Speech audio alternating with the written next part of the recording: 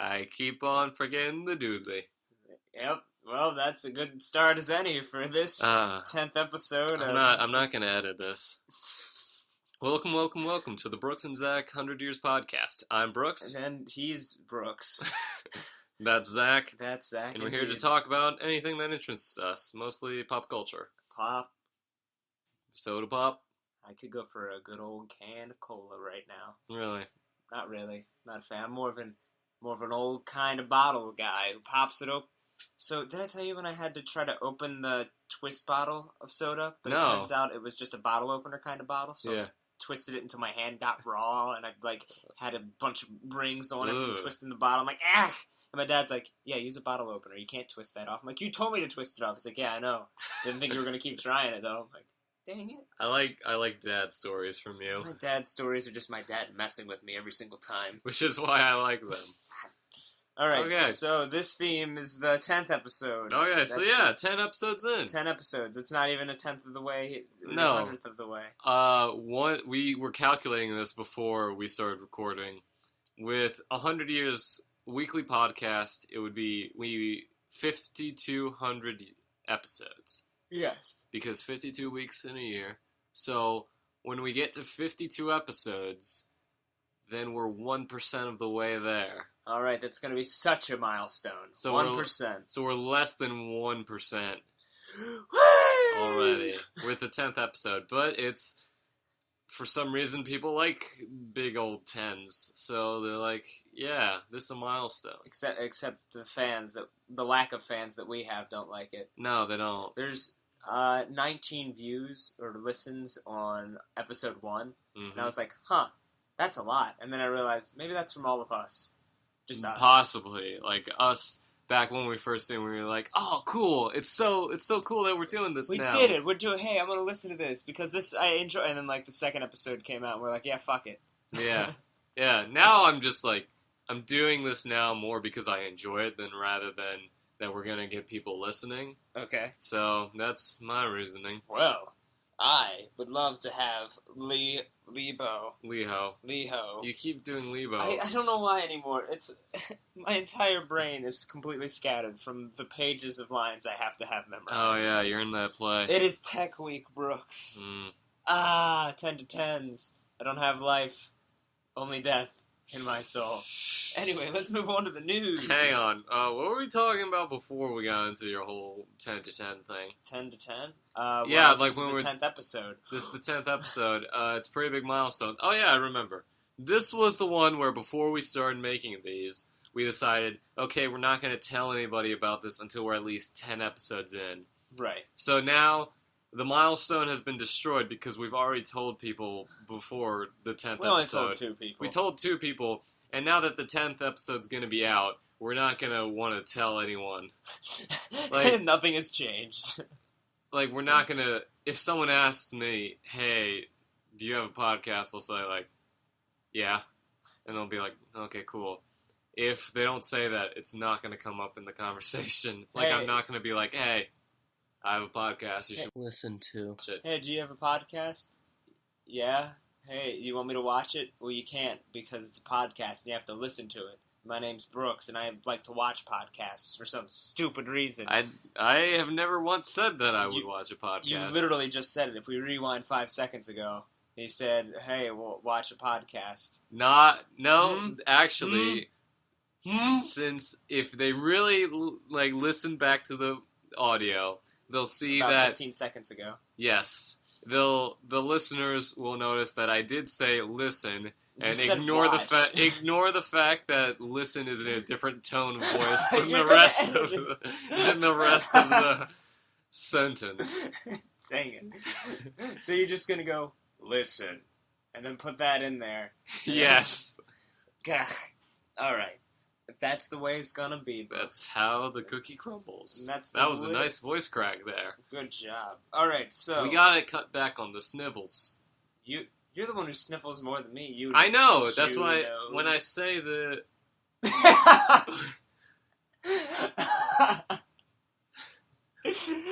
They just shut you up really quickly.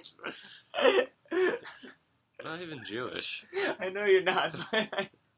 I didn't expect you to I do stop. have a large nose, though. And- That is a stereotype. Yeah, I know. I just didn't expect you to stop and turn and then look at me. It was a good 3-step motion, like People, there have been real people who have come up to me. Well, it was in a conversation. They did not approach me and start saying this, right? but they come up to me and they say, "Hey, are you Jewish?" I'm like, "No." "Oh, why would you think that?" "Oh, I just thought so because of your nose." I'm just like, I'm not even Jewish, and I find that insulting. Yeah, but it's like, remember those old political cartoons from The racist ones? Yeah, the super racist ones? Yeah. Yeah, they all had big noses. Must be a reason for that, right? Racism? If you're going to put a label on everything, maybe we should just go to the news. This podcast is just going to crash and burn It's pretty soon. And all podcasts of 100 years. God. But go ahead. Okay. What we got? So, the first bit of news is Phil Lord and Chris Miller are going to be producing a TV show based on the Serial podcast. Serial? Yes, Serial. You know that one podcast that really blew up? No. It was investigating a case that actually happened here in Maryland. I think it was in Baltimore. What happened? And everything.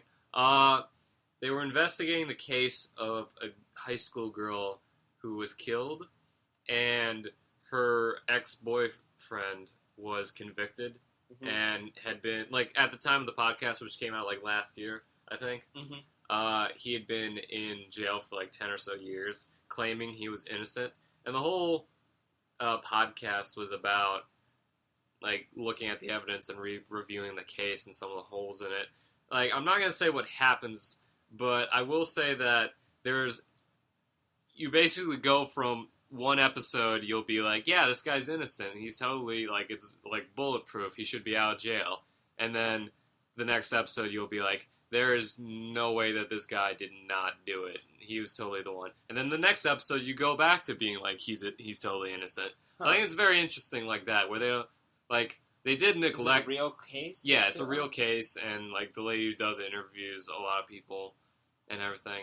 And it neglects some things, and people were complaining because, she interviews a lot of people, but you get the sense that she's kind of biased towards he's innocent. She's not sure either, and she does, admit that some evidence is really bad against him. But she, you can tell she's kind of biased towards thinking he's innocent and everything, and she, they asked a lot of people, but they didn't ask, the prosecuting attorney and a few people like that. But I think I thought it was a really cool podcast. I was pretty addicted to it when I listened to it. So why are you listening to this podcast? Go listen to Serial. Season 2 coming up soon. I don't know what case they're going to be doing. Every case. But, okay, but the guys, it's interesting because we talked about these guys, I think, last week. In fact, the guys who made the Lego movie and 21 Jump Street and everything. I know that it so far just says they're going to be producers and that the project is their brainchild and they approach the Serial people to make a TV show out of it. It's going to look at a case that's not the one that they did in the first season. Okay. So it'll be interesting to see. I don't think there's a lot of details out yet, so I don't know what the tone of it will be or something. Probably serious if it's talking about... Yeah, you think serious, and the guys are more known for comedy, so it'll be interesting to see what they do with it. Yeah. It'll be interesting. Yeah. Things. We recommend the Serial podcast. It's really good and much better than ours. I don't recommend anything except Frosted Flakes. That's the best cereal. I'm just kidding. Crunchy Nut's the best cereal. Have you had Crunchy Nut cereal? No, I have not. It's like Frosted Flakes, but with little peanuts in it. I like it. Sounds good. Look, you can pretend at least to enjoy it. I just want to see joy in your face right now. Pretend. Fine. Right now. 1, 2, 3, go. That looks like you were on an acid trip and surrounded nothing but colorful flowers. Yeah, that's joy. That's joy? That's joy. That's Being how I on do an joy. acid trip? Look, I'm not a good actor, okay? Yeah, I that's know. the best I can do joy. Well, now do sadness for me. That was the exact same expression. Joy and sadness aren't the same thing, Brooks. Then why are there the two masks? Explain it to me! Comedy and tragedy? Yeah. The masks of theater? Yeah. Why are they connected if they're not the same? They are completely different. Clearly, you have not seen one of them upside down and the other right side up. Well, yeah, but they're still different because one's upside down and the other's right side up. Or are they, or is one of them right side up and the other's not? This is the Brooks and Zach 100 Years podcast. This is the end of the podcast. Not the end of this episode, the end of the actual podcast. We're ending it now. Alright, but the next episode is just going to be an hour and a half of white noise. Yeah. Thank you for tuning in. The episode after that will be the entire audio recording of the Jonestown murders. The one after that will be the interviews with Ted Bundy spliced in with Ted Bundy? Ted Bundy. Well, there's Bunny? Yes, Ted Bundy. Ted Bundy, the rabbit murderer. Oh. Spliced in with some speeches of Richard Nixon to make it sound like they're talking to each other in the conversation. The one after that will be just the Terminator. All the audio from the movie The Terminator. Right. The other one will be a person in a corner crying. You can't tell who, but you can tell that they are in fact sobbing, and is the only, you get the impression it's the only thing they know how to feel anymore. The one after that will be the Terminator again, but backwards. But backwards, whole movie backwards. Not like the audio is reversed, as in we edit it to the point where it's like the audio from the last scene plays normally, and then we go to the next scene and it plays normally. Backbeat out. Yeah. No, not reversed. As in, it's like the audio is doing normal, but we go from the last scene to the first scene. We do a memento. Oh. Thing. Yeah. Okay, well, that's impressive. So, blah blah blah. Doctor Strange stuff. Don't need to talk about. But Doctor Strange stuff. About Doctor Strange? I enjoy Doctor Strange. He's my favorite. He is your favorite? He's my favorite Marvel. He is a Marvel. He is something to marvel at. I don't know. I'm still gonna pass up on. I don't know. When people are like, "Oh, this comic is great," and then I look at it and I go, "Well, it's by." I don't know. I prefer comics that are made by like a smaller company now, because it seems like Marvel and DC are getting very cookie cutter with how they do things. I don't know. It's just me. I feel like there are, like, for a lot of series that they have going, that is true. Yeah. But what you have to do is just look online. What are the best Marvel and DC series? And usually they are the really standout ones, are the opposite of cookie cutter. Well, that's good. Well, I would hope so. Because they stand out, they shouldn't be cookie cutter. The only one I'm really keeping up with right now, I want to keep up with some other ones, but the only one I'm really keeping up with right now is the Batman series, written by Scott Snyder, right, and everything. Oh, by the way, did you get that signed? No, I did not. Oh. The line was too long, and they were just like, we got there, we got in line at Comic-Con. Yes, at Comic-Con, at the Baltimore Comic-Con that I mentioned last week, listeners. We got in line, me and my dad, and they're just like, okay, we're cutting it off here. Come back later. And I'm just like, okay, we'll just swing. We'll look at some stuff, swing around in like 30 minutes, and come back. So we came back. The line had not moved at all. Really? So it was new people. There were new people there, but the length of the line was the exact same. And everything. So we got back in line, and then they like cut it off again. They're just like, okay, here's the cutoff, come back at 5. And we're just like, we're not going to be staying here that long. So we're just like, we got Scott Snyder at the height of his popularity. That was the mistake. We got to wait a few years for when he's all, washed up and everything and no one cares. He's an then alcoholic, we get him, sleeping in the streets. Then we get him to sign my Batman book. Oh, okay. Yeah. But yeah, the Batman series is really good. Scott Snyder's a really good writer. It's got good art, and it's really cool.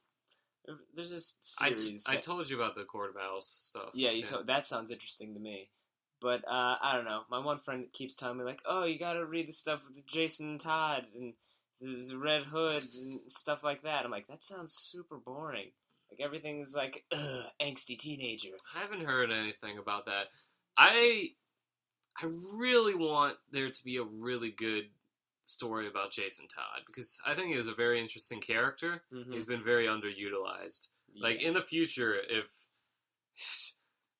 by some miracle of God, I am approached and be like, hey, do you want to write a Jason Todd comic? I'm like, yeah. How would you write a Jason Todd comic? Take him, separate him from all the other Batman stuff, put him in his own city, and everything, get his own cast of characters, and really explore him trying to be a superhero with remembering the ramifications of being the Robin who died. Oh. Right, okay, so which one is Jason Todd again?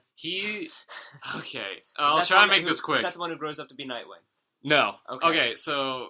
Who's that one? Brief comic history. Okay. First Robin was Dick Grayson. Yeah. He grows up to be Nightwing. Who's the one in Teen Titans? Depends on which Teen Titans you're referring to. Teen Titans. Not Teen Titans Go, just Teen Titans. The TV show. Series, the TV show comics. That is Dick Grayson because in the future it shows him as Nightwing. Okay. They never say it's Dick Grayson, but if he's Nightwing, then he's Dick Grayson. Okay. So, Dick Grayson, he was Robin for ever since the 40s. Then in the 80s, he's just like, I'm going to be my own guy. I'll be Nightwing with a really stupid costume before they redesign me with a cool costume. Okay. So, have you ever seen his original costume? No, I haven't. I will bring it up while I'm explaining this. Okay. I'll actually bring it up so you don't have to. Okay, good. Go ahead. So, just search Nightwing 80s costume or something. Yeah, sure. Go ahead. So, DC gets Jason Todd to replace him, and at first he's a very similar character to Dick Grayson and everything. He's like a pretty cool kid and all that, and no one has any problems. Then Crisis on Infinite Earths happened. They kind of change up his character and make him just a dick, pretty much. Everyone hates him, and they're still sad that Dick Grayson is no longer Robin. So... Is that Nightwing? Yes, that is Nightwing. That is super stupid. He has an awesome costume from the 90s up until the New 52. Yeah. And everything, but that was the original one. Disco collar. Yeah. So then DC was just like, okay, everyone hates this character, and we're kind of getting tired of writing him if everyone's gonna hate him. So let's do something. Let's hold a poll. People can call and be like, we'll leave this comic on a cliffhanger, and people can call. They can either vote, yes, Jason Todd will survive this comic issue, or no, he will not survive this comic issue. Mm-hmm. It was close to a 50-50 split, but they voted no. Joker beat him to death, then put him in an explosion, and he died. Whoa. And there was an old saying in comic books, where the only characters who stay dead are Uncle Ben, Jason Todd, and Bucky. Bucky and Jason Todd have now come back. Bucky's the Winter Soldier. Okay. Jason Todd came back as the Red Hood. Depending on the version, it's either a Lazarus Pit or Superboy punched the universe really hard and brought him back to life. Long story. That is a long story. Okay. But basically, Superboy punched the universe really hard and it changed a lot of things and it brought Jason Todd back to life. How the fuck can you punch the universe hard enough to where... Look, I don't want to... I'm not going to have to explain. Okay. So he came back to life after Superboy... punched the universe really hard when he was mad. So he was just like, Batman's a dick. He, let me die, replaced me, and didn't even kill the Joker for killing me. So then you have this really good storyline called Under the Red Hood, where he takes on the Red Hood, which was the Joker's old thing before it became the Joker. He just, takes over all the crime in Gotham and everything. He fights Batman. And if you ever see the animated movie, it's really fantastic. Oh, it's an animated movie? Yeah, it's one of the storylines they turned into a DC animated movie. It's really good. Okay, cool. So, I recommend that. That's a recommendation to the listeners. So, basically, now he's Red Hood. He's farting around. He was Robin again for a bit. He was Batman for a bit. It was a whole thing. Huh. But, now he's just farting around as Red Hood. Now he's just kind of a dick. Mm-hmm. And there's really... His character was really fantastic in Under the Red Hood, but they haven't really utilized him very much since that storyline. Okay. So, if I ever get the opportunity... I'd like to write for a Red Hood comic. I think that'd be pretty cool. It'll be your fan fiction, and then have somebody draw it. Yeah. Like Lebo. Isn't that all things? I had this way of thinking. You know how there's always there's a lot of superhero stuff. There's a lot of Sherlock Holmes things and everything. I was thinking about this. If a creator dies, if a creator creates something, a work of fiction, does a lot of stuff with it, then dies, would everything made about that character, even if it was an official thing, would everything made about that character after the creator stops doing stuff with it, is that considered fan fiction? would you consider, like, the Sherlock TV series with him in the modern age, would you consider that fan fiction of the original Sherlock Holmes stories? I would consider it as they are taking the idea and the principle of what it used to be and then completely going, hey, this guy was cool before. Let's just take all of his rights and everything like that. Yes, it's fan fiction. That's what I'm getting at. Yeah, because, like, if you're at... it's like how all of the original creators of Doctor Who or something are now dead and everything. So even though it's the official Doctor Who series, you could say that since it's made by people who are fans of the show, that everything is fan fiction. It's the same with... Supernatural. Well, no, that's different because then that was something official that became fan fiction. That is so... They've just... it's... You want to talk about cookie cutter. Freaking Supernatural. Why did I watch 9 seasons of that? What? I marathoned all of it because... I watched half of one season before I gave up. It was the worst. It was, like, so bad. But it was like watching Birdemic or Sharknado, something like that. Really? It's so bad that you start watching it and you're like, he's gonna die. Oh, he died. He's gonna die. Yep, he died. He's not gonna die, but he's gonna come back as a ghost, and then they're gonna have a little bit of turmoil. Oh, he died, but came back as a ghost, and now they're having a little bit of turmoil. It's just... like, I will always maintain, it's just bad Buffy. It's taking what Buffy did and just being bad with it. But it's also got 2 hot guys. Buff. Yeah. Anyway. Funny enough, speaking of Supernatural, the one guy in it, the more traditionally square-faced, handsome one of the deal. About. Dean. Yeah. Yes. Yeah, him. He plays Jason Todd in the Under the Red Hood movie, and he's really good in it. He's a good actor. He's a good actor. Good actor. But he's just, he's in a bad series. Okay, moving on. Alright. So that was a whole complicated thing we went off. Little rant, so let's just get through this news and then go to the actual theme of the episode. So George R.R. Martin denies Game of Thrones movie reports. So there was a previous quote going around saying that there was going to be a movie and he's not involved because he's busy writing the books. But now he's saying, and everyone was doing like, is it going to be a finale movie? Is it going to be about Robert's Rebellion? And what is it going to be about? And he's just like, yeah, as far as I know, there's no movie in the works. And if there was a movie, it would not be about Robert's Rebellion or anything. So, most likely HBO, they're not going to try to do a movie for it. They're just going to keep it as a series. I don't know. I could see them trying to... I'd love to see it like in the theater, see a Game of Thrones movie. Think about how much money they could make off of that, too. Yeah. Decent amount. Be able to put more budget into it than they would in an individual episode. Which is a lot, anyway. Yeah. So, George R. R. Martin saying, like, yeah, there's no movie. Oh, speaking of movies, what is it, that Stonewall movie or whatever? It came out recently. I think it was something about the Germany thing, about the stone walls or the Berlin Wall or whatever. What? Anyway, it is now the record for the worst selling box office movie. Really? Worse than 47 Ronin. Really? Yeah, it barely... What was it? What? What was it? The movie? Or No, I mean, like, what was that? How much money did it make? Okay, so I know it made about 1% of its profit. Really? Like, as much of its budget was, it made a single percent back. Well, like, give me, like, do you have an exact number of how much money I will keep explaining the news. I'll be able to explain it. The next one. Infinity War will be the end for some of the Avengers team. So, when talking about it... Hang on. Phase 2 of Marvel Cinematic Universe concluded. The entire franchise is now building up to the 2-part Avengers Infinity War climax. Between Thor's realization in Avengers Age of Ultron that the Infinity Stones are in play and the Thanos credits tease that showed the Mad Titan deciding to take the search for the stones into his own Infinity Gauntleted hands, it's clear that those powerful items will be the main through line for the next batch of Marvel movies. So, in a Q&A with some people, Jeremy Latcham, who's an executive producer of Infinity War and involved in Marvel, he's saying that I think it definitely is an end to some version of the team that we've come to know as the Avengers.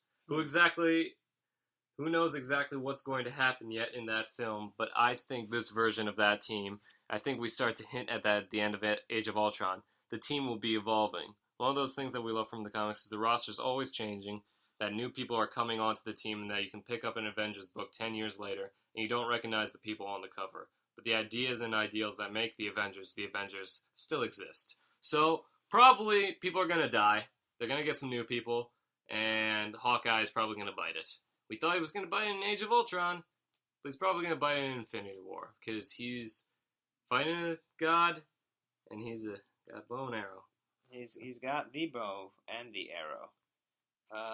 Dang it, why can't... It should be on IMDb, right? Like, how much money it made? No, you want to go to, like, Box Office Mojo for that. That's a website? Alright. Yeah. Go to the next news, then. Michael Bay and Carmen Cuse's Jack Ryan TV show is in development at Amazon. Mm-hmm. So Amazon has picked it up. You know, they've picked up the TV series that they were talking about, making it based on the Jack Ryan books. Okay. And everything. So that's interesting. I did not know that Michael Bay was involved in that, so that's probably not going to be good. Okay, it's not telling me how much money they spent to make the movie, but if I remembering it correctly, it was like 17 and then like a bunch of zeros behind it, so it could have been 1,700,000 or something like that. Mm-hmm. And they've only made 112,000.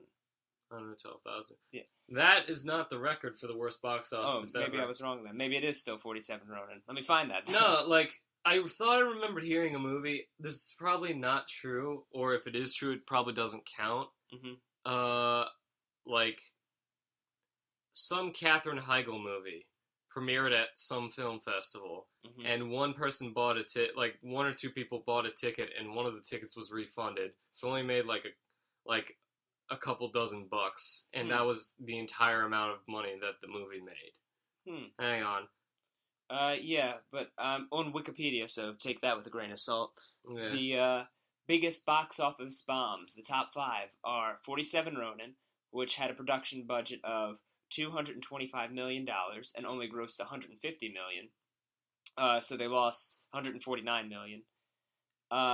Number 2 is Mars Needs Bombs, which $150 million, and it lost $130 million. 13th Warrior, I'm just going to say how much it lost. Lost between $69 million to $129 million. John Carter, which lost $121 million. And The Lone Ranger. Those all sound accurate. Yeah, I'm trying to find a movie that I'll disagree with in here. Wow, these are all just horrible movies. Yeah, hang on. This is the one I was thinking of. Look at this Wikipedia page. Zizix Road? Okay, so at the bottom, I want you to look at the budget, then look below that to the box office. Okay. Budget. Where's the budget? Oh, budget. $1.2 million. Box office. $30. Dear God. That doesn't sound right. That's Zizix Road? Jesus Christ. Yeah. Huh. Man, you gotta think. How suicidal must that director The film feel? has gained notoriety because it is the lowest grossing movie in history with a domestic gross of $30.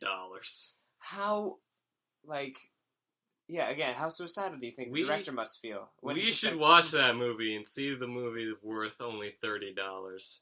Alright, I'd be down for that. We gotta pirate it so we don't, change the, so we don't, we'll acquire it legally, but for free. Don't ask why or how, listeners. uTorrent.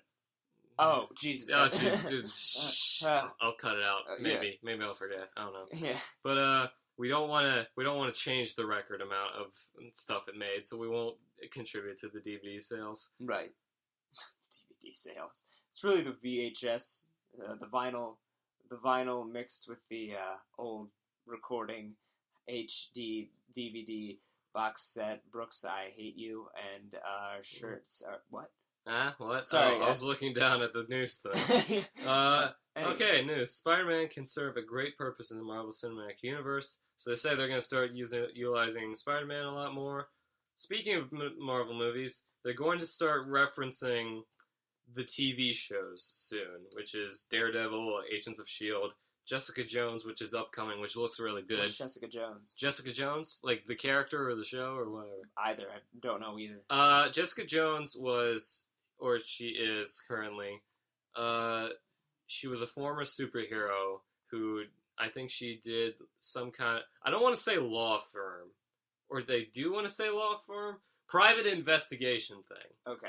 She was a superhero who decided to quit being a superhero and opened a private investigations bureau. What was her superpower? I think it was just like the generic stuff, like super strength and all that. Okay. So like this, like her story starts out with her being retired and everything. So it doesn't really matter her generic powers. Gotcha. But they've been releasing some teasers for it, and it's looking like it's gonna shape up pretty good. Cool. Everything, and I have confidence in the Netflix people because of Daredevil. You know. Yeah, they did pretty good. Yeah. Also, I mean, even a show that I didn't really enjoy that much that was still on Netflix was Marco Polo. Really? It was really good. I think it was their attempt at making something that was like Game of Thrones. Yeah, everyone's trying to have their Game of Thrones thing. Yeah, but it was good. I enjoyed it. I would watch a season 2 if there was one. Maybe there is, but I mean, it wasn't great. It was okay. Killed time. Don't need to talk about that. So there were rumors that Man of Steel 2 was going to be directed by the guy who directed Mad Max movies, George Miller. He did all the Mad Max movies, so that includes the old ones and Fury Road. Yeah. Everything. But, you know, he's shut down that rumors. He's like, yeah, I'm not doing it. Oh. And everything else. Those were just, like, rumors that were people were probably excited about that, too. So, it's oddly a lot of superhero stuff in the news today. But HBO in talks for a Watchmen TV series, you know? Never saw Watchmen. Oh, it's a good movie. We should watch it. All right. Yeah. After we watch whatever that DVD is you have sitting next to you. Yeah. It's Army of Darkness. Is that? Hold on, let me just see the title. Have you seen Army of Darkness before? I haven't. Wait, he actually does have a chainsaw arm? You weren't fucking with me? Yeah. I wouldn't make up something like that. That's hilarious. Okay, don't need to talk about that. There's a Doctor Who spinoff called Class. It's about high school. I'm gonna ignore it. All right, okay. Let's go. Moving on. Yeah. Terminator sequels are put on hold. Thank God. That is not a surprise. Yeah. We won't be seeing another Terminator movie anytime soon. All right. Okay, so Terminator Genesis racked up $440 million worldwide. The film at a $150 million budget. You know, still probably lost some money because the thing is in Hollywood, I think it's like a saying that you need to double your budget in order to break even. Right. And then you just include whatever marketing budget you have in there and throw that in there too. So it probably lost money and everything. And then there was the critical reception to it, which I kind of want to see it because everyone says it's so bad. Mm-hmm. You know, but that's the thing. That's the thing about movies. Like, you want bad movies to fail, but if something's so bad, then you just want to, like, out of morbid curiosity, you want to see it. Yeah. Anyway. Okay. All right. So, was that all the news, or is there more superhero stuff? Oh shit! Oh That's no! not, God, that's Boat. We don't need the extra advertisements. Just donate to us at Brooks and Zach 100 Years Podcast. Right, Ghostbusters animated movies coming out. I'll just get through the news so we can get on to the topic. Okay. Ghostbusters animated movies coming out. Has yet to be confirmed whether it's connected to the new movie reboot or anything. Woo. Stephen Hawking says advanced alien life could wipe out humanity. All right. Japan will be testing. Well, let's go back to that one. Yeah, please. He says that purely going off of, as a mathematician, he believes in aliens by purely going off the numbers and like probability. There's probably alien life out there.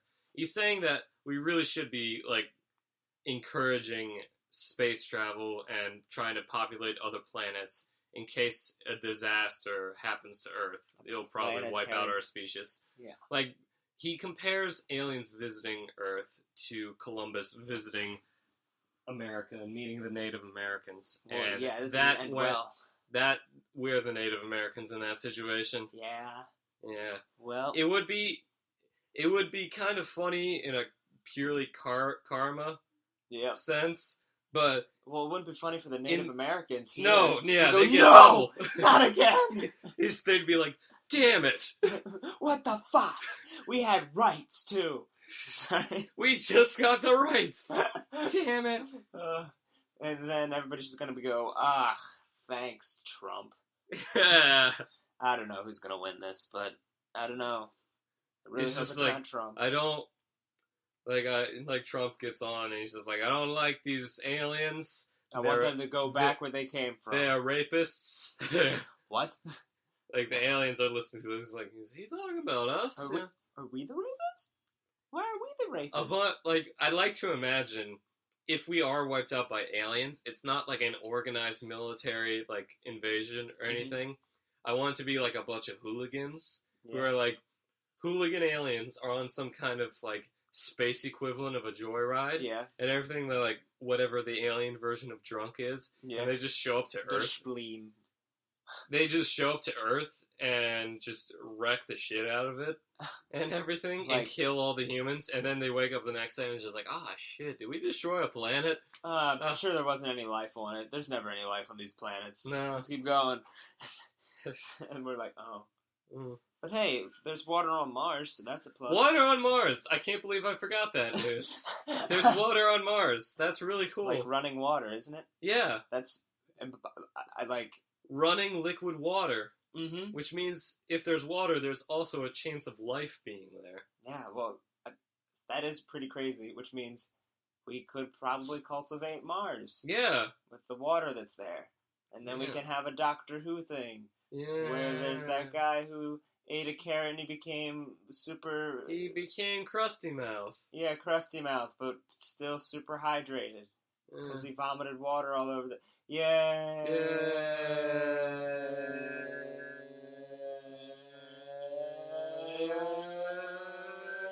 Next story of news. Okay, Japan is testing self-driving taxis. Neat. Yeah, that's pretty cool. Says Japan will be testing autonomous taxis with passengers on city roads in 2016. Cool. Okay, cool. Yeah, I'm still looking forward to Pokemon Go in 2016. Yeah, that's gonna be cool. Batman Arkham Knight PC version will be it'll be going back on sale, in October. Yeah. Yeah. Speaking of games, well, you just said that one. Humble Bundle is now having That's one of the news things. Would you like to talk about that? Oh, yeah, sure. The Humble Bundle, humblebundle.com, which is normally like pay, at least $1 for about 5 games or whatever. They just came out very recently, as a matter of fact, with a system that's like, hey, pay $12 a month and you get this whole smorgasbord of games. And it's very new. You don't really get anything if you sign up now, except a copy of Legend of Grimoire. Is that how you say it? I don't know. Anyway, it's a dungeon crawler, Legend of Grimoire 2, which is a dungeon crawler, and it looks very nice. It's a $25 game for $12, and next month you will get I imagine it's several games for $12 as well. If you're very wary on this kind of thing, I wouldn't buy it yet. I would hear from people like, oh, hey, what did you get this month? And they're like, oh, I only got 2 games. Then maybe you should hold off a bit. I'm doing it because I really support Humble Bundle. They've gotten me so many games over the past years for very cheap. So I figured, this monthly service is kind of what I want to do. I want to support them and support the charities that they support. Yes. So now, final bit of news before we move on to our topic. Run DMC graphic novel may get turned into a movie. What will? The Run DMC graphic novel. Run Devil May Cry? Run DMC? No. It's tricky to rock a rhyme. It's tricky. HD to rock a rhyme. Yeah, that's Run DMC. I don't know. Walk this way. Talk this way. That's also Run DMC. Oh. What about them? They have a graphic novel based on them that they wrote. Why? 20 years after they were popular. Yeah. And it's being turned into a movie. TriStar is reportedly developing DMC, which will be based on the graphic novel from Daryl McDaniels about hip-hop group Run DMC. According to the tracking board, McDaniels, Malcolm Gray, and Nicole Brown will be producing the movie. It has reportedly been pitched as, quote, kick-ass in tone, with the S's in ass are $signs. Okay. and will be an alternate history that blends traditional comic book storytelling with the pressures and anxieties of 80s New York, exploring how we got to where we are now. Here's the cover of Run DMC. Now, if they did something like with that dubstep gun video did, I'd be cool with that, because that looks like something they would do. Did you ever see that dubstep No, I have gun? not. Looks pretty awesome. Whole bunch of CGI. They fire the gun. The person like kind of. I'll show you after this. It looks pretty nice. Everybody go on YouTube, look up dubstep guns. It should be put to the song "Lights" by Clayplix. I know it's in a Saints Row 4. Yeah, that's where they got it from. You know, that is the most attractive stretch yawn that I've ever seen today. Today. Oh, God. Because yesterday I just looked at you through your window and went, oh, that's the most attractive one I've seen today. I'm glad I'm providing consistency. Yeah, anyway. So, on to our real topic. Yes. Which is, in honor of the Season 2 finale of Rick and Morty, which is going to be premiering the day that this podcast comes out. Woo! Then 11:30, bitches. We are going to be talking about some of our favorite Western animated stuff. No animes. No anime. No animes. I know. Jesus. We're going to be talking about some of our favorite stuff. That we kept it to TV shows. Yes. Films will probably get their own episode. And current running TV shows. Yes. Because past TV shows will probably get their own episode. We have to have episodes for everything 100 years. So, since I've been clogging up the stuff with the news and lack of jokes, you can start off and I will provide colorful commentary. Okay, well, one that comes to mind right now because we were talking about it. When it comes to my pants, you know what I'm saying? Is this I'm your punching is your this knee. your, yeah, I know. Is this your colorful commentary? I'm gonna be quiet now. No, but I mean, a couple Western shows that are going on right now that I think are pretty great are Adventure Time, obviously. Regular show, I think that one's pretty neat. Steven Universe and Gravity Falls. Pick one to talk about. Oh my god. Well, we did talk about Gravity Falls earlier, so I'm going to talk about... well, we had him in the Bill Cipher in the... Oh yeah, but we haven't really talked about the show itself, and Gravity Falls is on my list as well. Alright, I'll let you explain Gravity Falls then, because... Alright, I'll go Steven Universe, since you said you don't know anything about don't know anything about Steven Universe. Everyone has been telling me, watch Steven Universe, and I'm going to watch it. I really enjoy it. I just need time to get around to it. It's got something for everybody, because, I mean, it follows, go figure, the kid named Steven, who is half crystal gem, and he lives with the crystal gems. And you're like, oh, hey, they're all women. That's neat, because they're all aliens from a different planet. And you're like, what? That's crazy. And his dad is just a regular human, and he runs like a car wash thing, and he's kind of like Homer Simpson, except nice and not an alcoholic. And he's like, hey, son, what do you do? You doing magic stuff with the crystal gem? Keep me out of it. I don't know. Your mom said... Anyway, it's fine. We're fine. We're cool. Have a good time. You're good. And the whole series is just about, like, you know, first season, it's like, hey, this is how you make friends. This is how to be nice. It's like kind of kid show, like a little bit of dark humor thrown in here and there. And then, bam, end of the first season.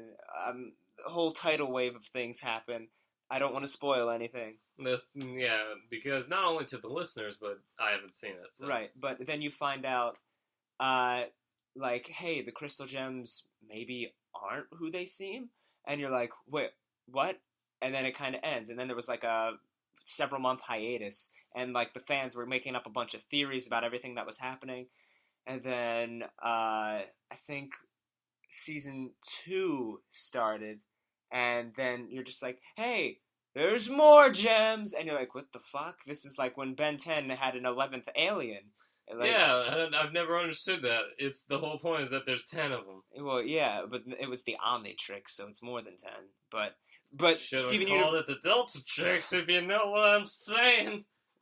Anyway, but Steven Universe does it right because they keep the undertones like it's possible there could be more crystal gems, and you're like, yeah, all right, that's neat. And then they're just like, hey, there's a crystal gem. And you're like, what? And then Steven's like, I need to make friends. And you're like, make friends, Steven. I'm with you all the way.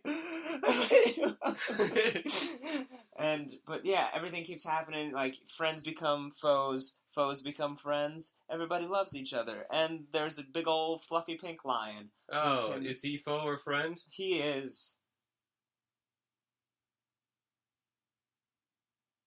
Just let it sit. Just let it sit. Just let it go.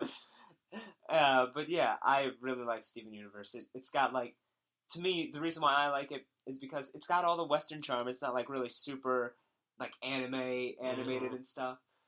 But it, like, has, like, those quirky little faces. Like, everything's, like, a smooth animation to it. Yeah. Except there will be times when there's an action sequence, and you can tell the team who animated it really put a lot of time into it, because it's kind of short, but there's so much energy and everything put into it, because there's a person who uses a bow and arrow, and they're just like, it's the first time they use the bow and arrow.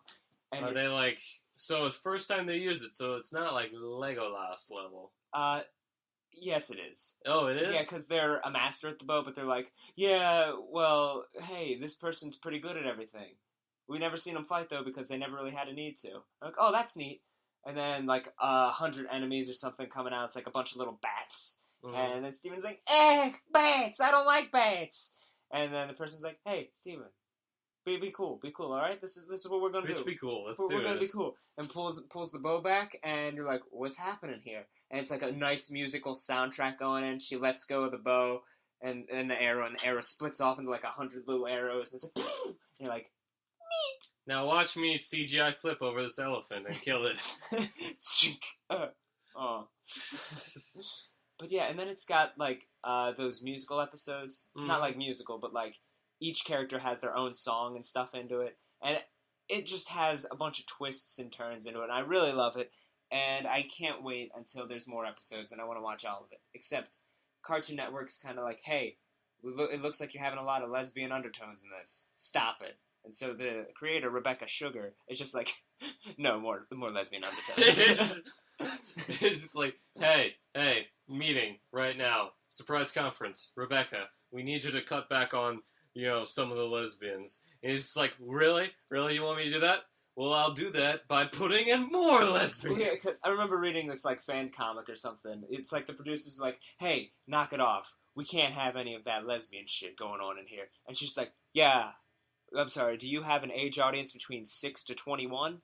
And a bunch of viewers? And the most popular show on your network right now? Yeah, that's what I thought. Let's make more lesbian stuff.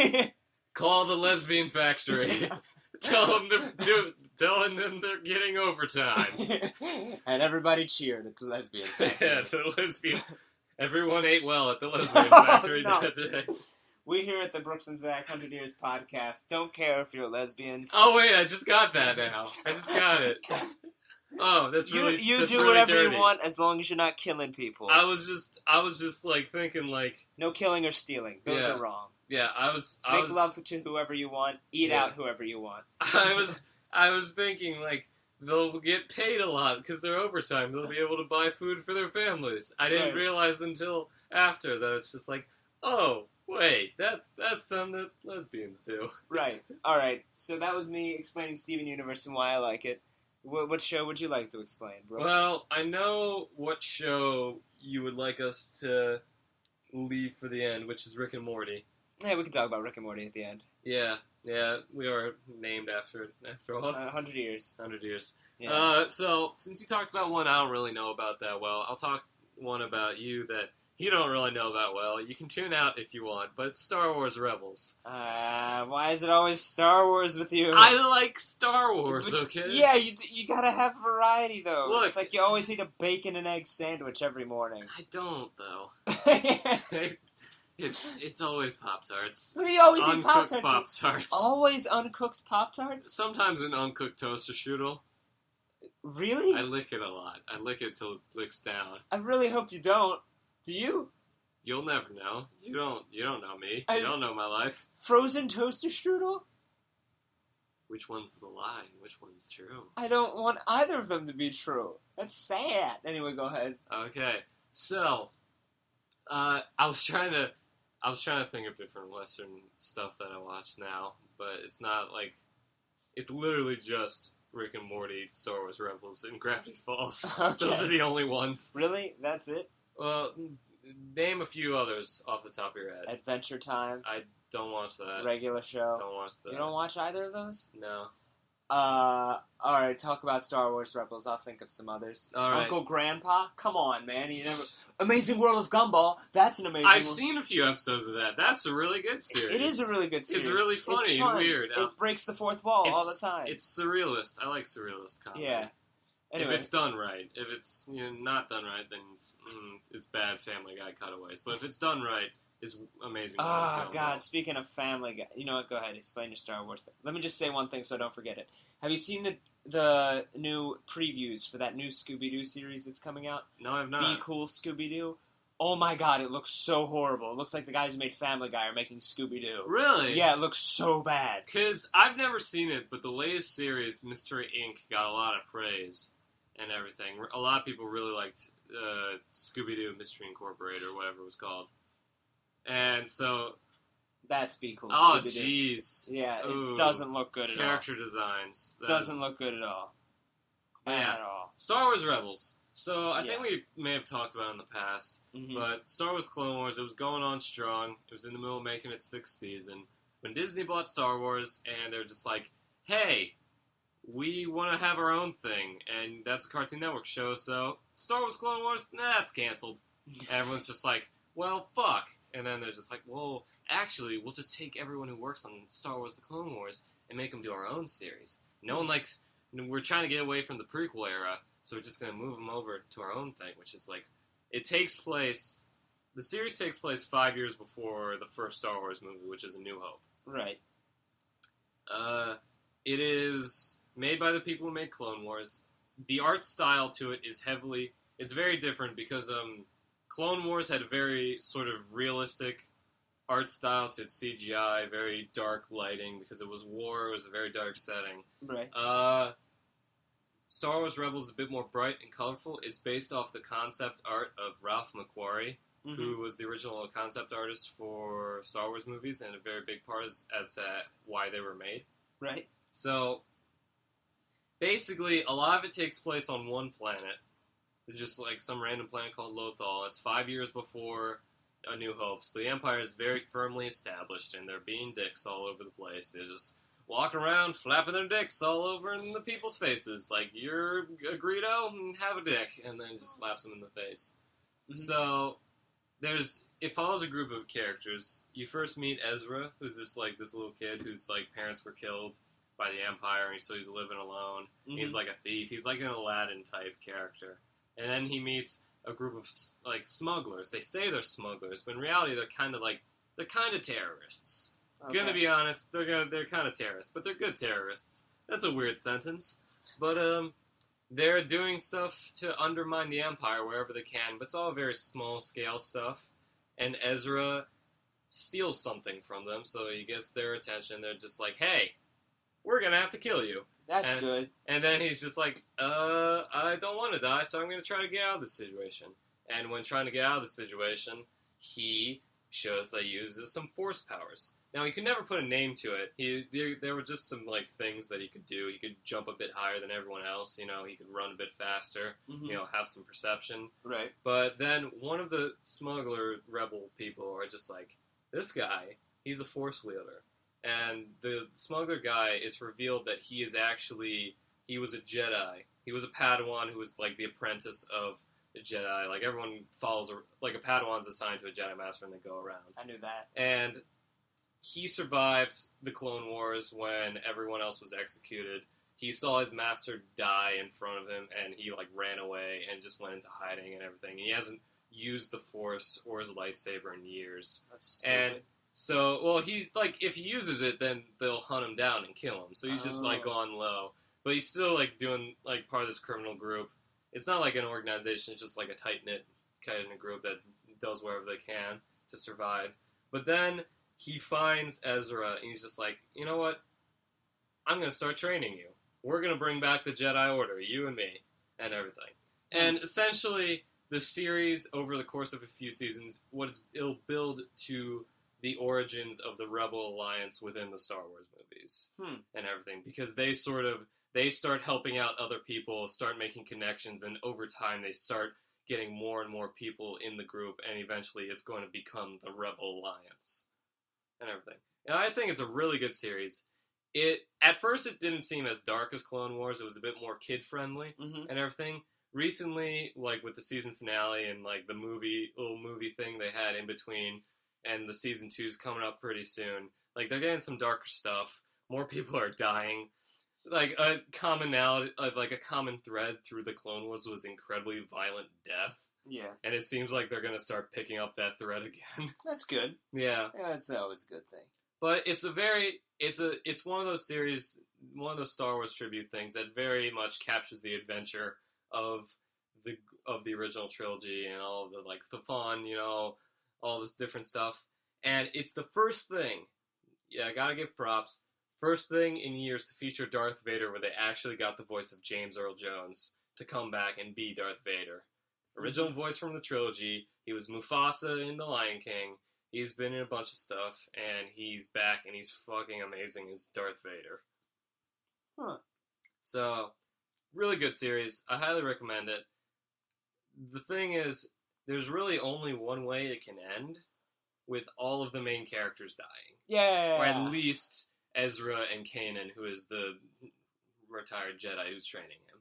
Because the whole point of the original trilogy is that Luke is the last hope for the Jedi Order. He's the last person who can really carry the torch and try to defeat the dark side. And that doesn't make sense if there's more Jedis running around. So they kind of have to die before the series ends. Continuity. Yep. So, but other than that, it's a really great series. Some good voice acting, some great animation. If you watch it, if listeners, you watch it, it seems a bit kid-friendly, like more so than the Clone Wars was. Stick with it for a bit. I mean, that's what Steven Universe does, too. Yeah. Every show that starts out tries to not shun away its viewers immediately with violence. Yeah. But it gets really good. And, like, when I say, like, violent death, it's not, like, in your face and everything. It's still, like, appropriate for, like, a Disney Channel thing. But it's still... when you say appropriate for a Disney Channel, are you thinking of Gravity Falls and how appropriate... That'll be our next thing, where we can joint talk about that. Okay. Are we going... Any jokes you would like to say? Any joint... smarmy comments?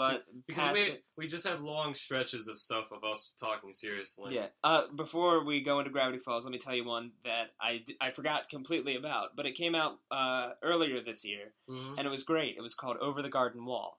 I haven't seen that yet. You need to see it. I know. Because everything I've seen from it, it's only makes me want to see it. 10, 11-minute episodes. It was great. They're only 11 minutes? Yeah, they're only 11 minutes each, 10 episodes, so hey, you can get through it in a couple hours. Yeah, I should watch that. But the voice actors are Elijah Wood, Colin Dean, Christopher Lloyd. I love those people. Yeah, and it's great. I'm going to give you a quick summary of it, and then we can talk about Gravity Falls. No, you don't want any summary? Okay, I'm going to do the la la la in the distance. You can give the I'm going to go a quick summary. Okay. I'm not going to spoil anything. I'm not spoiling anything, though, Brooks. I'm not spoiling. Brooks, you can read my lips. I know you can. Wait, what? I said I'm not going to spoil anything. Okay. I'm just going to give the synopsis. It's just I'm going to name the characters, and that's it. Okay. You can listen to that. Okay. You can take your hands out of your ears. La. No. La. All right. So okay. It's about two brothers, Wirt and Greg, who find themselves and they're lost. And while they're lost, they find this lumberjack who's like, "Yep, beware!" And he's the one who's voiced by Christopher Lloyd. He's like, "Beware the beast of the woods! He'll kill you!" And they're like, "Okay, you're very scary." He's like, "Beware the beast!" Like, okay, we're gonna beware. Okay, and then you see the beast, and he looks like Slenderman, but that's all you know. Oh, Da-da-da-da-da. Watch it. Okay. Okay. Now we can talk Gravity about Falls. Yes.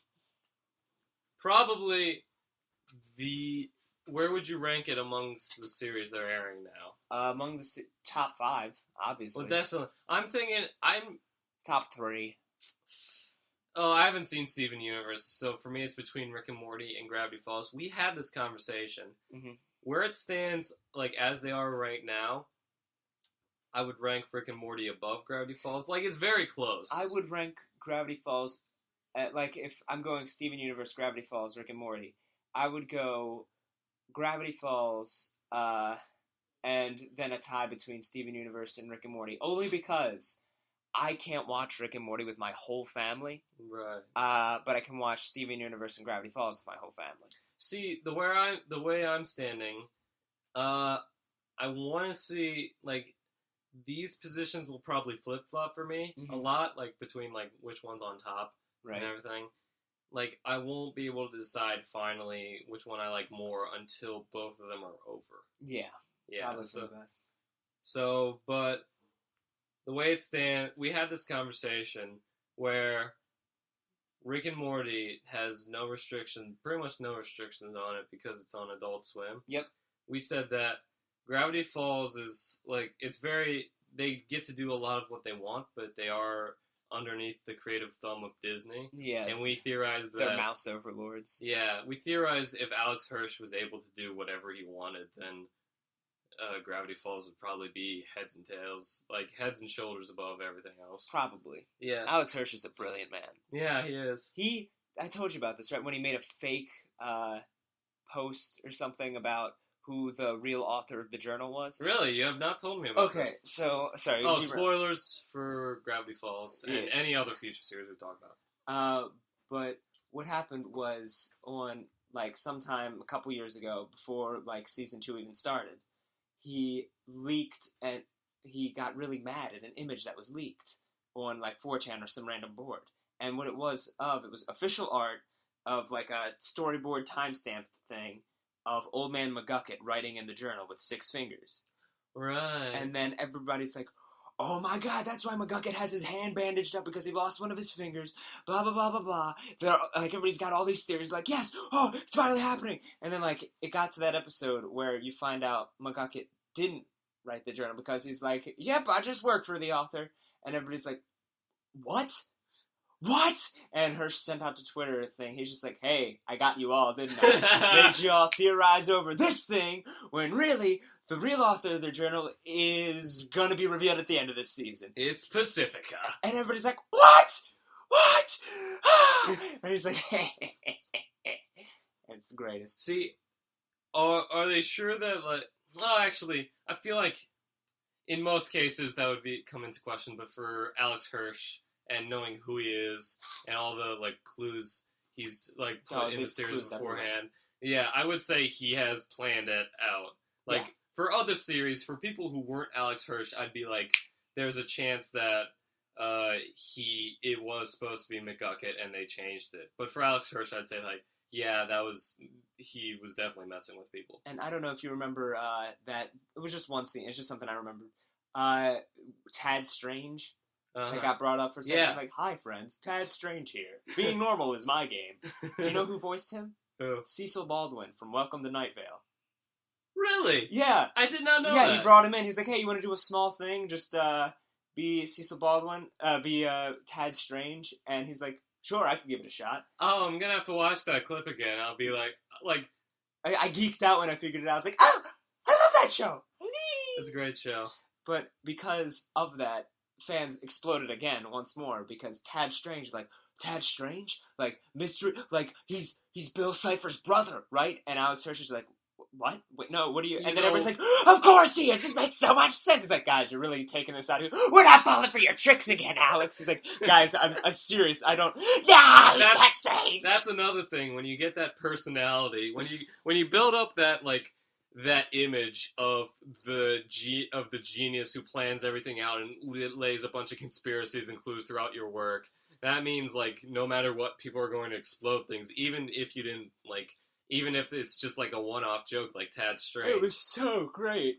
Oh, my gosh. And he's like, guys, I have to make these episodes, like, a year in advance. If you all of a sudden come up with a theory like this after all the episodes are written, I can't do anything about that.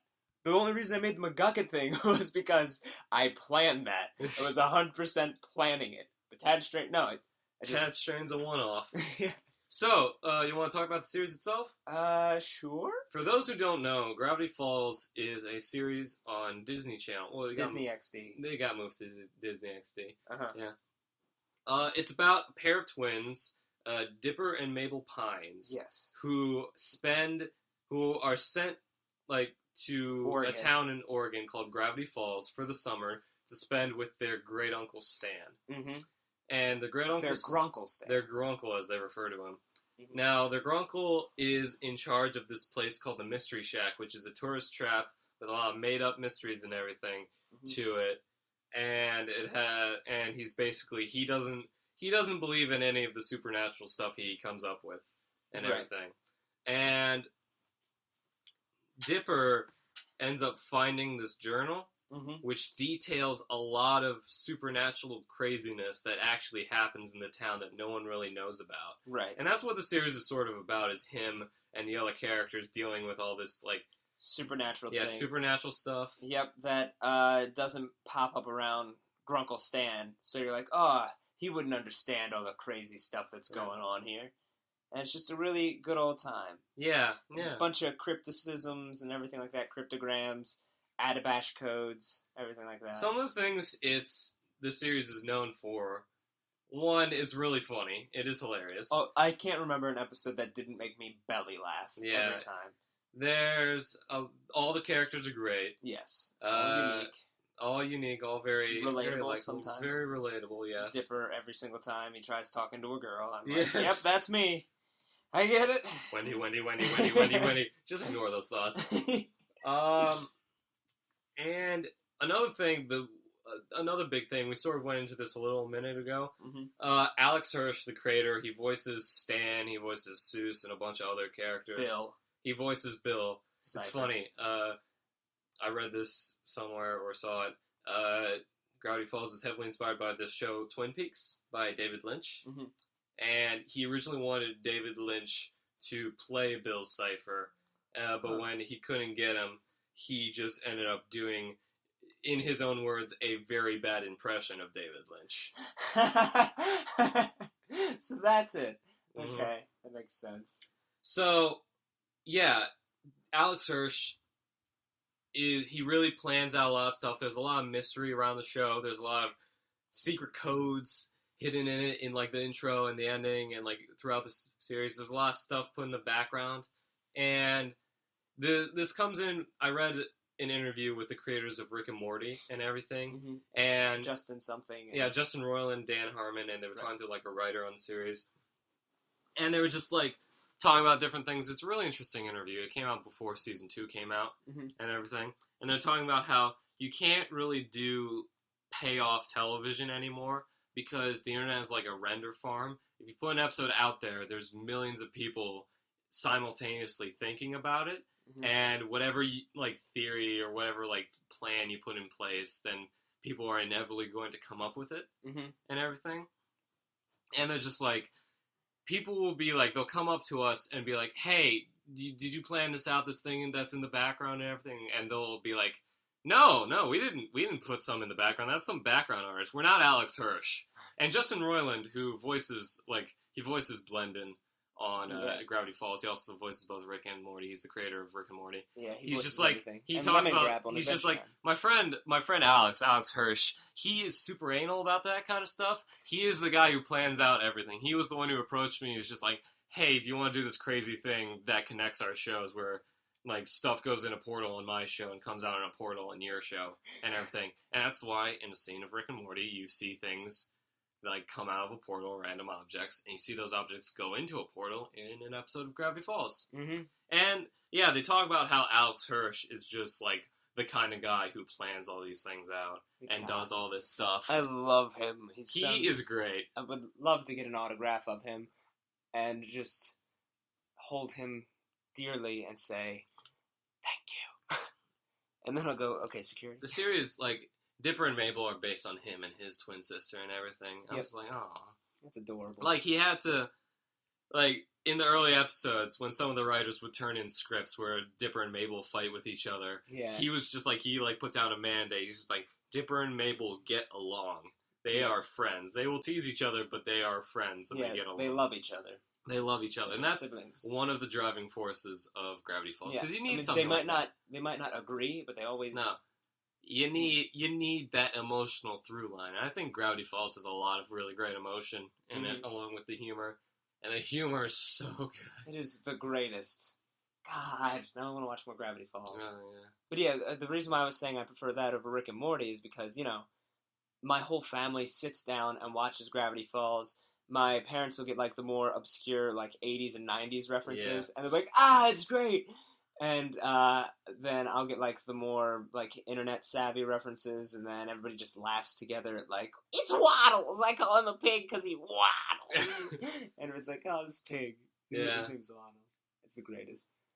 So, were you gonna? That's pretty much all we can say about Gravity Falls without spoiling it or anything. Yep. So it's a great show. Like, watch it, you'll enjoy it.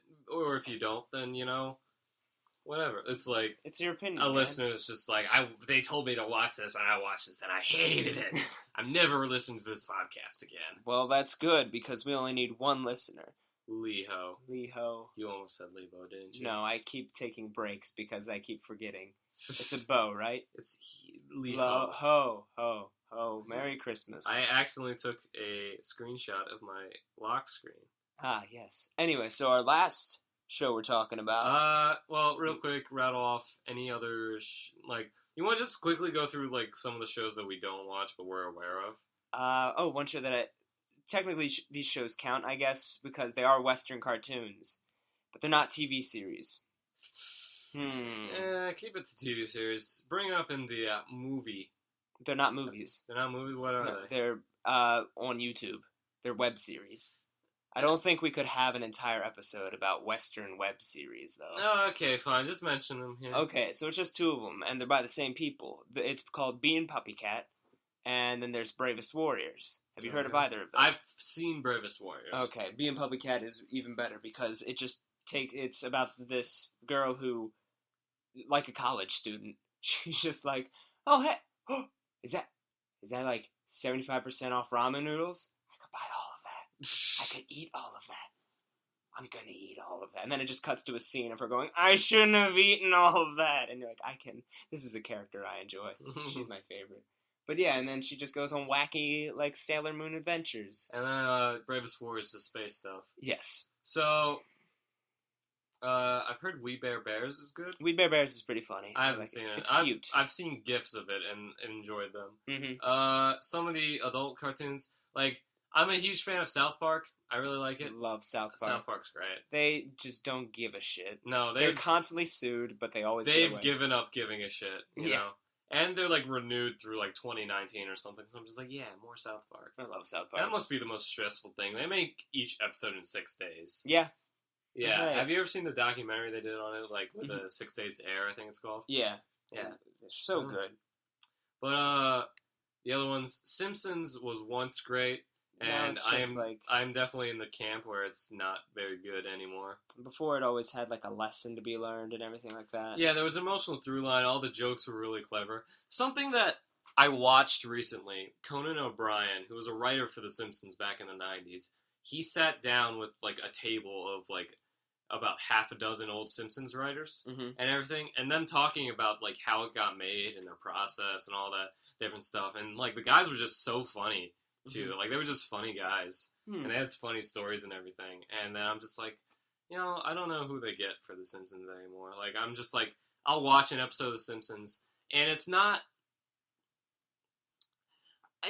hard to explain, like, because people will defend The Simpsons because they're just like, oh, this isn't bad. It's not like Family Guy or anything. It's not like, that's the thing where, like, doesn't seem bad on the surface, The Simpsons, the new Simpsons episodes. But I think the word for it is overwritten. Yeah. Where it's like, its welcome. There's almost too much thought put into the jokes of The Simpsons. Let me explain. Okay. Where it's like, you go through it, and it feels like someone is, like, instead of a story being told, like a TV show episode, because they've been around so long, they've kind of given up telling stories and telling jokes naturally and everything. It feels like someone has a bulleted list of jokks, and they're just reading it. They're just reading a bulleted list of jokes in different voices. That's how I view The Simpsons, where there's no life in it anymore. Yeah, I get what you're saying. Like, it doesn't feel like a TV show anymore, almost. That just feels like, hey. That's the analogy I'll stick to. It feels like someone listing off a bulleted list of jokes. Alright. So, what else? You want to talk about anything else? The Simpsons was amazing in the 90s. I love it. Yeah, and then you got, like, the same show a bunch of times over. American Dad, Family Guy, Cleveland Show. I don't like those shows. I Neither do don't like Seth MacFarlane's humor style or whatever it's called. I did when I was younger, like how I liked Dane Cook. Like, haha, it's funny because he's... It's funny because he's yelling a lot. Yeah, and now I'm just like, I kind of like dark humor now. Like more cynicism stuff. Yeah, more thought put into it. Yeah. Everything. I don't know. But, yeah. I don't want to be too hard on The Simpsons. I mean, a lot of talented people work on it. It's just it's been on too long. That's the thing. Everyone says that, and it's true. It's been on too long. Simpsons did it. Yeah. I don't know if you've noticed, but I, like, pinched the tip of my thumb right there. Oh, jeez. Yeah, so there's just, like, a little blood spot right there that looks like a tattoo of a dot on my finger. Okay. So, let's end the show. Let's end this episode talking about, Rick and Morty. Rick and Morty. Rick and Morty. We're named after that. Yep, 100 years. Like, the end of the pilot episode. It's like, come on, Morty, it'll be you and me. www.rickandmorty.com. 100 years, Rick and Morty, w.hubby, 100 years, and then he just keeps going. So, for those who don't know, Rick and Morty began its life as Doc and Marty. Doc and Marty, a parody of the relationship between Doc Brown and Marty McFly in the Back to the Future movies. And it was a short that Justin Roiland made. He debuted it at, like, some kind of festival that Dan Harmon was in charge of. Yep. And they came together and they made Rick and Morty, and we're all the better for it. Yes. So, Rick and Morty is about Grandpa Rick, comes back into the life of his family. Rick Sanchez comes back into the life of, his family and his grandson Morty, and they go on wacky space adventures. Now, what makes Rick and Morty really unique is it's like this kind of a common thing in comedy, but you don't see it that often in animated comedy. It is retroscripted.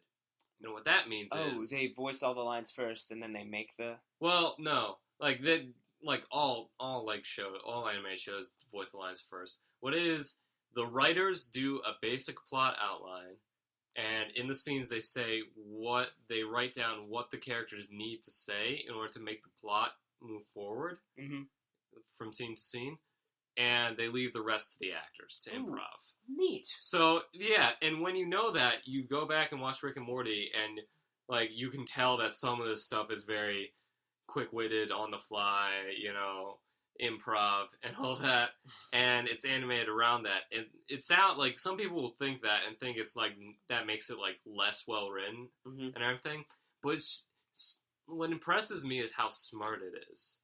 How smart it is in the sci-fi concepts, and how funny the actors are, and how they can come up with all this stuff. And it's just, makes me all warm and bubbly inside, like getting Swifty.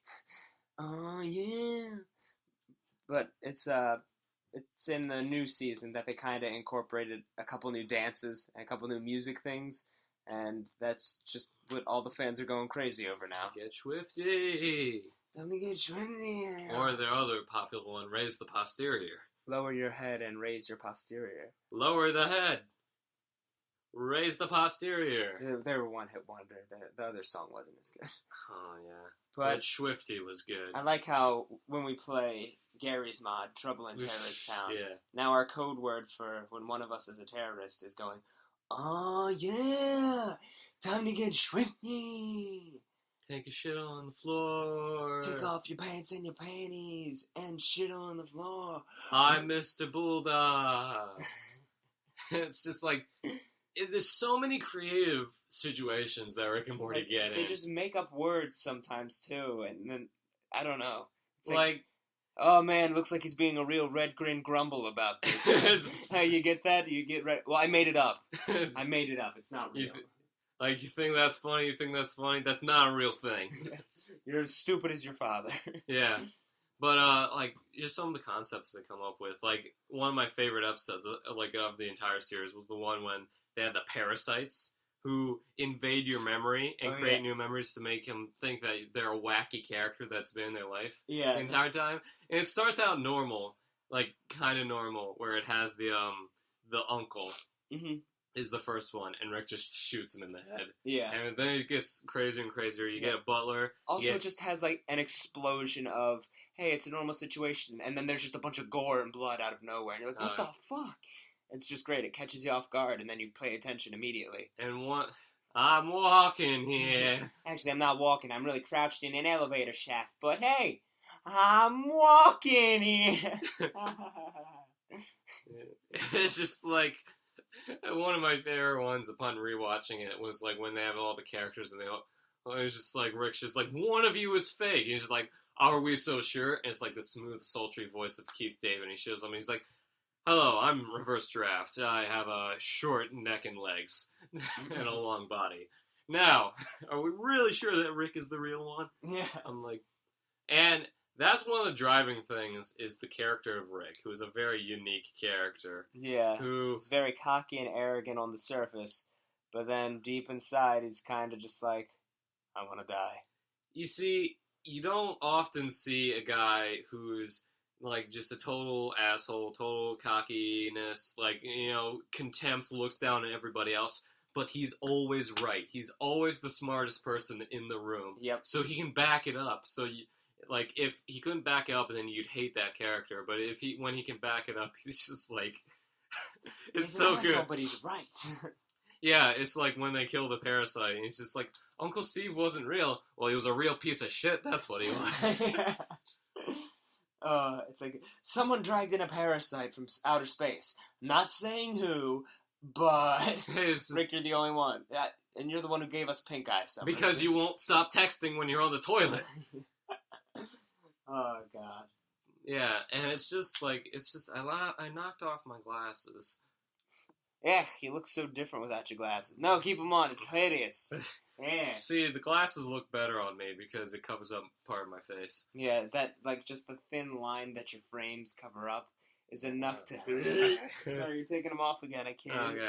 So, but yeah, it's hard, like...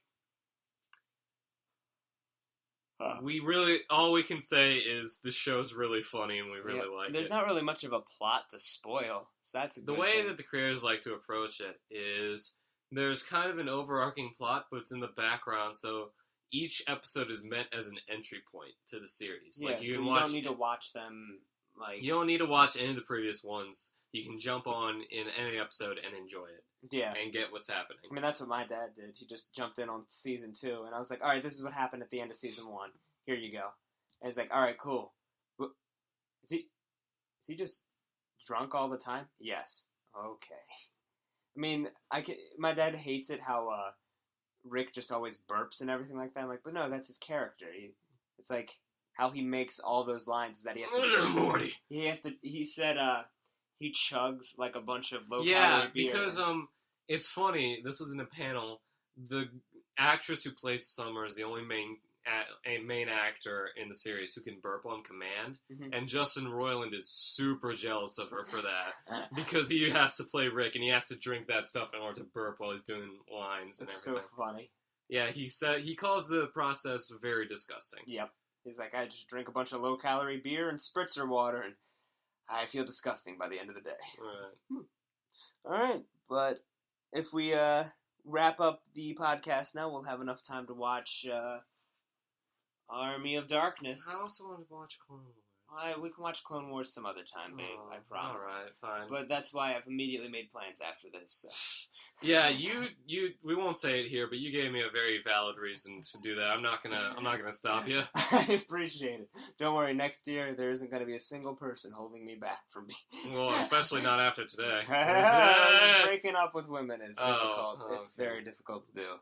It's okay though. I wasn't gonna say it, but I was. I mean, the single Liho is just gonna go, oh, he's breaking up with the lady. I wonder if she was the pretty lady. But it was really just Brooks' hot sister. No, it was not. Who was your sister? Well, my own sister? It's just... I mean, that's what it feels like, honestly. That's why I'm breaking up with this person. God, you just hate it when like, you have a really close friend and then it's just like, oh, you're over my house all the time and my family likes you more than me, so just... Thanks for tuning in, Brooks and Zach 100 Years Podcast. Okay. So, before we do that, so that's what you're keeping up with. Me, I'm not really keeping up with anything. I was going to go on a visit to a college today, but we decided not to because it was raining a lot, and I'm probably going to go to another school, and we didn't want to spend like 6 hours on the road. So we're just like, yeah, like, this school's not worth it. It's expensive. Yeah, school stresses me out, brah. Yeah. So, just, I'm not gonna do it, right? Yeah, that's smart. So, other than that, I've been reading Invincible, writing scripts. You should read Saga. Got all the volumes. I got a Snapchat from you. That was a vagina. From Saga. It was a vagina, indeed. It's such a good series. We'll talk about comics later. Alright. Yeah, we'll have an episode devoted to comics. Comic books! Anyway, you can find us on Twitter at 100 Years Podcast. Email us at brooksandZach100years @gmail.com. You got it right! Alright. What other things? You can find me on Twitter at Squeezy McCheesy. Alright, you can probably find that through 100 Years Podcast. Yeah. We should stop plugging Squeezy McCheesy and Brave Snuggles. Yeah. Because if they just follow the one... Yeah, if you follow the one, then you'll be able to find the others. Right. Because, like, I've made it so that 100 Years Pod won't follow anyone else, so that it's easy to find us, because we'll be the only ones that it follows. Alright, there you go. So, yeah. Alright, so you got a Pinterest? I did, is Brave Snuggles, but I have not been on it ever since I looked up, Nightwing at the beginning of this episode. That's pretty recent. Yeah, it's pretty recent. Do you have a Tumbles? I have all the Tumbles. You've been sharing the episode on the Tumbles? I will start doing that again now since we have the 10th episode out. Okay. It's going to be great. Did you only do the first episode? I did the first 3 and then I stopped. Okay. But yeah, so my Tumbles is Pride Point. That one's fun. We may get an official Tumbles for the podcast. Probably not. Probably not. Yeah, if you can just share it on yours, then it's fine. Yeah, but... I can go through that. I'm thinking of... Since my Minecraft name is also Pride Point, I'm thinking of changing it to Zacchus. Zacchus? If I could do that. That'd be fun, right? That'd be fun. Zacchus. Alright, so email us with anything you want to talk to us about, Other than that, we'll... see you around. See you guys next time on the 100 Years Podcast. But before that, I gotta sign off. And you remember how we do. Same way every time. Same way every exact single time.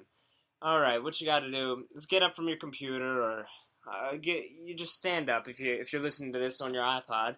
You gotta walk to the nearest couch and just look at it for a second. Inspect it up and down like it is a fine specimen of a woman or man, whichever you're into. And just get on your one knee, as if you're about to propose to it, and then just look and think, that was great. And that's how you do it, Brooks. That's how you talk to a woman. That's how you do it, really. Thank you for the tip. I'm glad. I'm glad that you were able to provide that information for me. Brooks, I gotta tell you, that's how it has to work.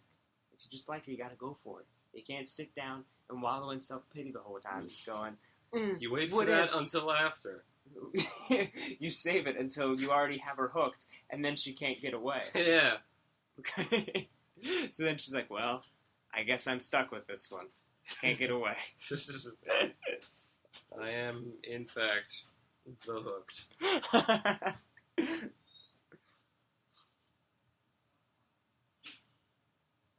So, for those listening, we extended that longer than normal because someone came downstairs and we want to keep this podcast secret from our loved ones. So... It was a good thing for them to keep it a secret. Okay, so would you like to just start, or I'll trust you in cutting it and finish it. And then... I'm not going to cut it. Oh, okay. I'll just continue. Just still on one knee, right? Good. You're very devoted. You're devoted to this woman. Then... You just slowly run your hand along the couch and whisper sensually into one of the armrests. Brooks and Zach 100 Years Podcast. Thank you for tuning in. See you guys next week when we have the 11th episode. Yeah, it will be less special. It'll be like this one, but not important. All of them are. All right, I'm out. See you later, Brooks. Bye. See you, everyone.